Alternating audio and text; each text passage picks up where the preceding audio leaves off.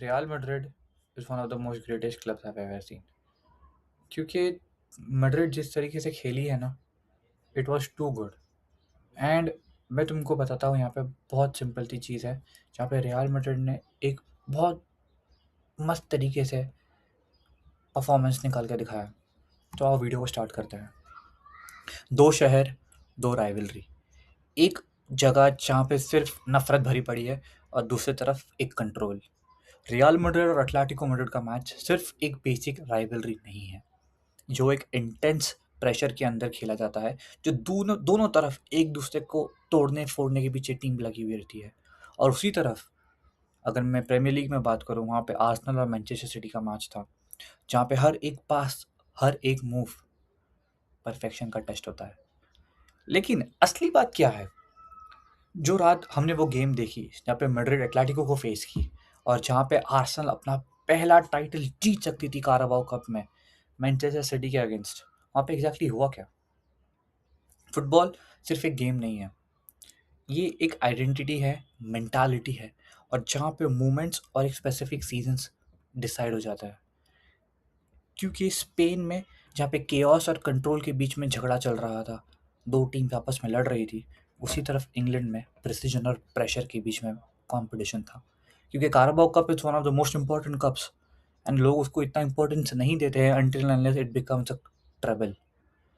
यहाँ पर जब तुम देखोगे कि एक ही रात में जब दो इतने अच्छे मैचेस थे, तो वहाँ पे हिस्ट्री लिखी जाती है। सबसे पहले आते हैं मैड्रिड पे। रियल मैड्रिड एक टीम स्पेसिफिक तुम नहीं देख सकते उन्हें, कि रियल मैड्रिड एक सिस्टम की तरह खेलता है।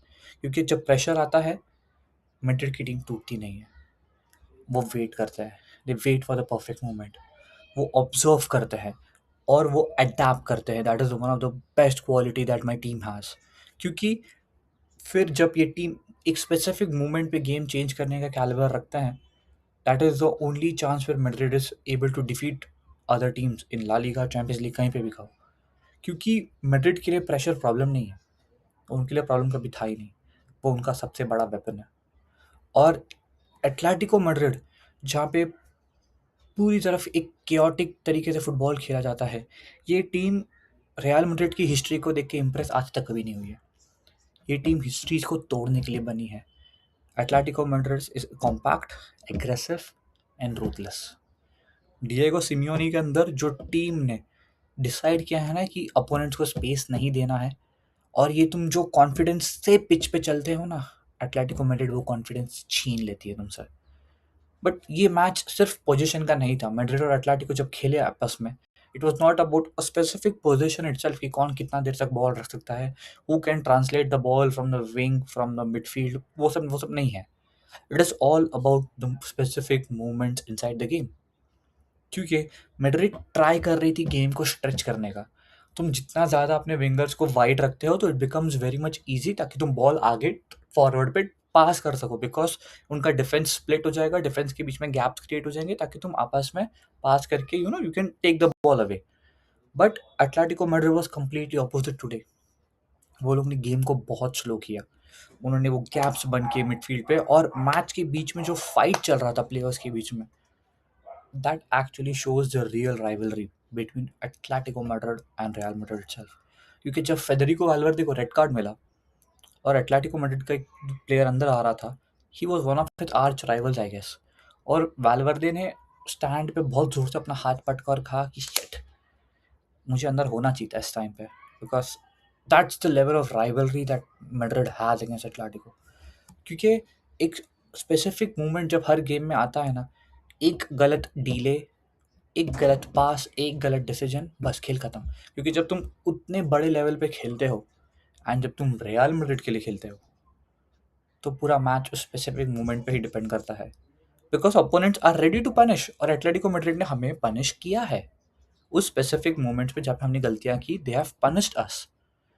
क्योंकि ये सिर्फ मैच नहीं होता है, it is a space, it is a environment where people see your pride, they see your guts, they see how Madrid is gonna play, because दोनों के नाम के एंड में मैड्रिड आता है and everyone wants the tag to be the best। लेकिन जब Spain में पूरी गर्माहट थी और स्पेन पूरा जल के राख हो रहा था इन दोनों के बीच में, तब इंग्लैंड में कुछ खुराफाती हो रहा था।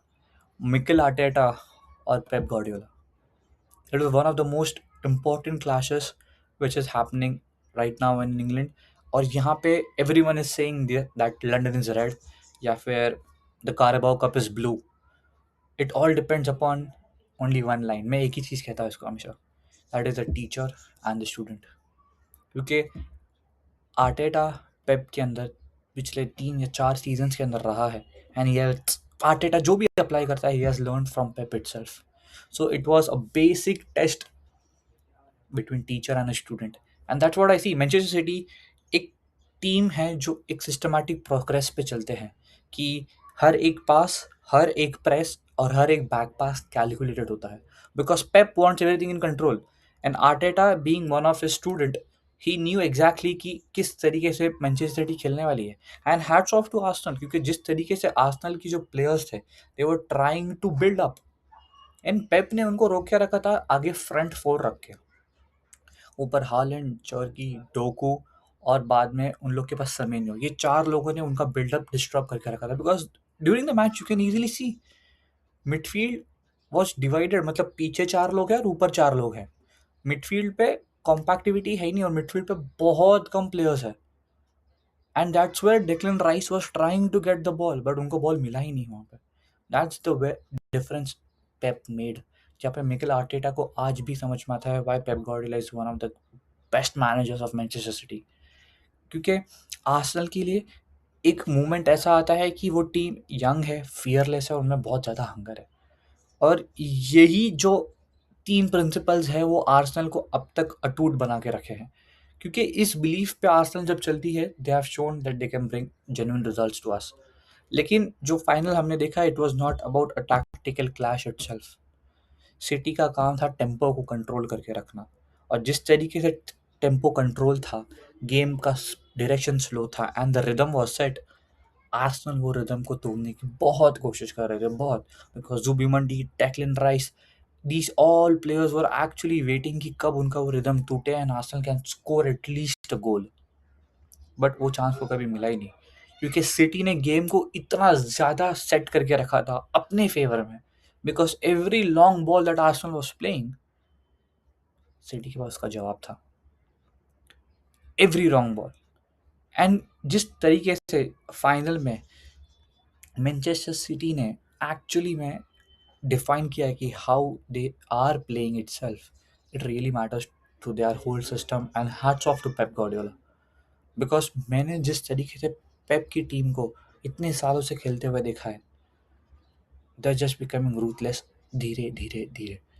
तो सवाल मेनली यही आता है, क्या आर्सेनल ये सीजन कोई ट्रॉफी जीत सकती है, even if they are top of the Premier League का टेबल? तो मुझे कमेंट करके बताओ कि तुम्हें एग्जैक्टली क्या लगता है कि आर्सेनल इस सीजन क्या डिजर्व करता है, या फिर वो कुछ डिजर्व करते भी है या नहीं। और दूसरी तरफ तुम मुझे बता सकते हो कि क्या एटलेटिको मैड्रिड के ऊपर जितने भी फाउल्स हुए जो हमारे प्लेयर्स ने किए, उनमें से एक भी उनको पेनल्टी नहीं मिली? तुमने अगर मैच ध्यान से देखा है तो it should have been more than 2 penalties to Atletico Madrid मेरी नज़र में। तो तुम मुझे कमेंट करके बताओ कि क्या वो सही था या नहीं, क्योंकि it is not about the football that you are watching guys, it is about the mentality that you have inside your head, how the team is playing. That's all it for today. And अब तो यहाँ तक रुके हो तो channel को like और subscribe कर देना, and I will see you in the next one.